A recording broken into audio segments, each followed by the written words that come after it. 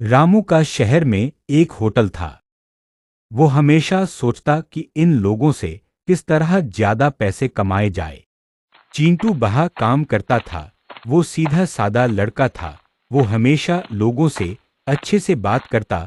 उसे रामू का लालचपन बिल्कुल पसंद नहीं था। एक दिन रामू के होटल पर एक किसान अपने परिवार के साथ बाहर खाना खाने आए। चिंटू, ये लोग भोले भाले लगते हैं।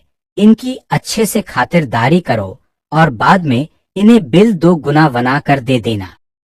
ये तो कितना गलत है मालिक, हमें इनके साथ ऐसा नहीं करना चाहिए। ये कितने गरीब दिख रहे हैं, इनसे तो हमें कम पैसे और लेने चाहिए। गरीब है तो क्या करे, ये होटल भिखारियों के लिए थोड़ी खोला है। जिसके पास पैसे होंगे वो खाना खाएगा, जिसके पास नहीं होंगे उसको बाद में देखेंगे। क्या लेके आऊं साहब? आपके लिए हम तो किसान हैं भाई, दाल भात से ज्यादा क्या खा सकते हैं। भाई साहब, पैसे कम है तो उसी के हिसाब से देना। मालिक, इनके पास पैसे नहीं हैं तो क्या हुआ, किसी को खाने से थोड़ी उठा सकते हैं। साहब को खाना खाने दो। भाई, अपना होटल समझ के खाना खाइए। पूछना इसलिए जरूरी लगा। गांव और शहर में खाना बड़ा अलग अलग होता है, इसलिए पूछ लिया। चिंटू साहब को एक अच्छी सी थाली लगा के लाओ। जी मालिक। चिंटू तुरंत भीतर चला गया। थोड़ी देर बाद खाना आया।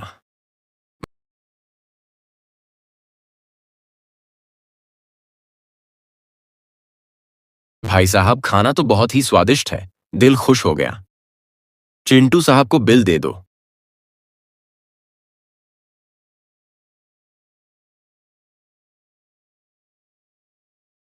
1500 रुपए भाई साहब।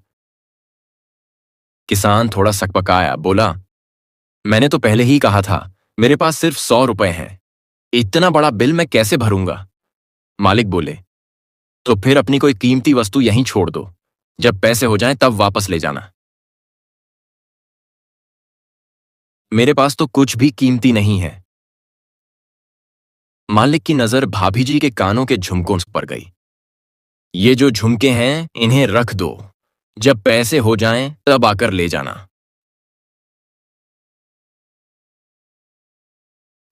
भाभी जी की आंखें भर आईं। मैं ये नहीं दे सकती, ये मेरी मां की आखिरी निशानी है। अगली बार जब शहर आऊंगी आपके पैसे जरूर चुका दूंगी। चिंटू बीच में बोला। मालिक, आप मेरी पगार में से काट लेना। मालिक थोड़े हैरान हुए।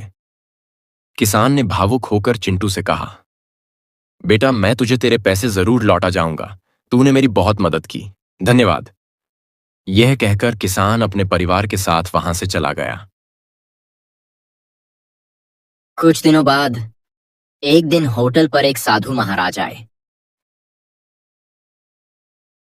बेटा, मैं बड़ी दूर से आया हूं, कुछ खाने को मिल जाए तो बहुत कृपा होगी, और मेरे पास देने को पैसे नहीं हैं। चिंटू ने मुस्कुराकर कहा, कोई बात नहीं महाराज, आप अंदर आइए। मैं अभी आपके लिए एक अच्छी सी थाली लगा कर लाता हूं। चिंटू थाली तैयार कर ही रहा था कि मालिक रामू आ गया। ये नई थाली किसके लिए ले जा रहे हो? मालिक, साधु महाराज बहुत दूर से आए हैं। हमारे यहाँ की बाकी थालियां मांसाहारी हैं, इसलिए विशेष शाकाहारी थाली बना रहा हूं।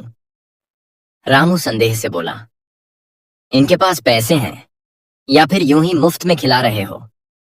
चिंटू ने फिर वही जवाब दिया, मालिक, आप मेरी पगार में से काट लेना। साधु ने खाना खाया, फिर वहां से चले गए। चिंटू, आज से तुम्हें नौकरी से निकलता हो। मुझे आपके यहां काम करना भी नहीं है। यह बोल के चिंटू वहां से निकल गया। जब चिंटू अपने घर जा रहा था तो रास्ते में वही साधु महाराज मिले। साधु ने उसे एक जादुई थाली दी और बोले, इससे तुम जो भी मांगोगे वो मिल जाएगा, लेकिन एक बात याद रखना, दो रुपए थाली सभी को भोजन करना होगा। अगर तुमने 2 रुपए से ज्यादा लिए, उस दिन इसका जादू खत्म हो जाएगा।